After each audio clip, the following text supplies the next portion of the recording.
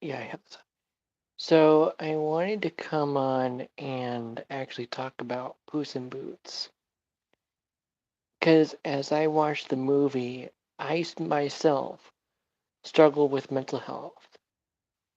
And Puss in Boots struggled with a lot of mental health and realization that his life is his last and it's very important.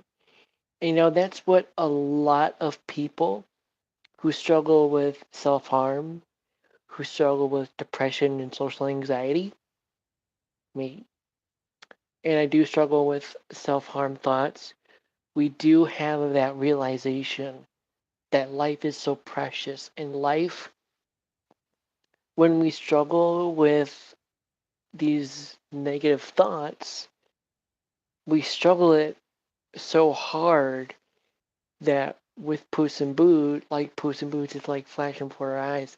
That's why you see a lot of us having social anxiety or having anxiety attacks.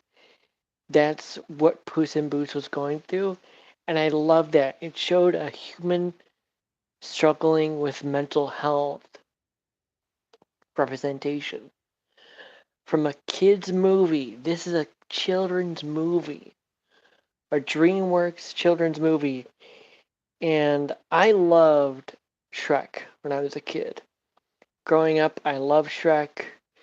Shrek was a little bit of a representation of my father, which is what I loved about uh, Puss and what I loved about Shrek movies. But he was much more of making fun of people like my father who were just overly aggressive and or just whatever, just always always struggling with anxiety and not in a good way. And excuse me. And I myself struggle with mental health. And throughout the movies, I loved watching them. And I loved how in this Puss in Boots movie, prior to the first one, this one showed a real depth in human character of Puss in Boots.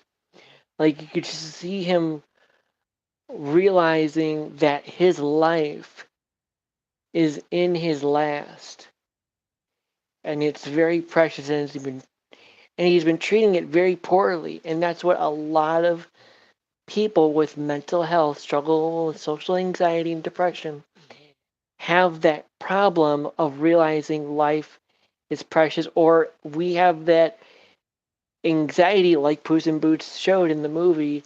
And I'm sorry if I'm giving you a spoiler, but we really have that social anxiety in our gut that life that we have treated, this is how our mental health is and how we feel is so precious. Why do I deserve my life?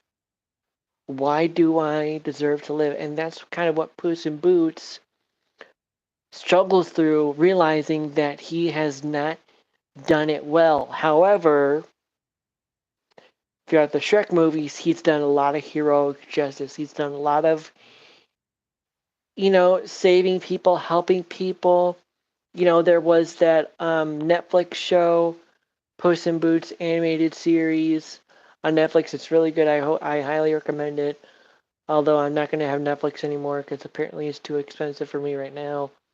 Um, it's very much that grounding of being a hero and yet having to deal with a mental health crisis. And that's what a lot of people like me have that fear and social anxiety when even though we've helped so many people, we have that fear that we did not live our life the best, that we are pathetic, that we are worthless. We have all these negative thoughts running through our brains. And I loved how that was represented in the movie through a children's storytelling. So I guess I wanted to come in here and talk about how I loved the representation. I loved how Kitty Softpaws was much of struggling with her mental health and grief of, wedding. They were going to get married and they were in love. They were in love.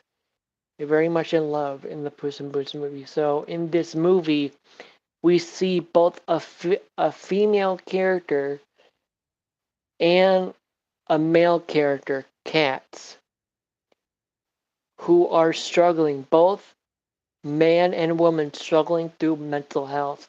Kitty Softpaws, she had her own version of mental health with social anxiety, of commitment. She had her own social anxiety through the years of the storytelling that she told, opening up that she had issues people with trusting people. I myself, I myself had that same issue growing up. Just like Kitty Softpaws, I had struggle over years of people betraying me, standing me in the back. No matter how many times I'm being nice to them, they would be jerks. And that's kind of what Kitty Softpaws struggled with through her mental health. However, I loved the little Chihuahua character. Um, his name is Alberto, I think his name, and he was a dog who's pretending to be a cat. And I loved how he had that hard, abusive, dark life, and yet he was just this.